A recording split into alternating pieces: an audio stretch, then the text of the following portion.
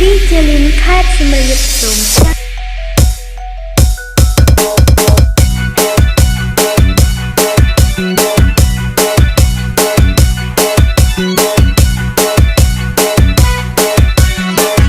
និយាយរឿងស្បែកជើងលោកអើយព្រួយចិត្តចៅគ្មានអានឹកគិតពីរឿងបនបាប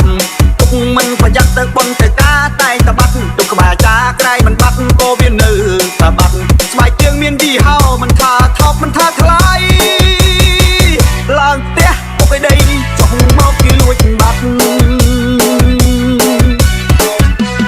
មានបត់ត្រាការសែនខួបកណើតបងជុំផុតខ្នាតនាំគ្នាទៅវត្ត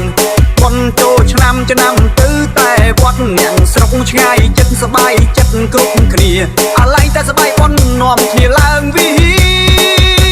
រចុះមកជើងទៅទេព្រោះគេលួចទៅបាត់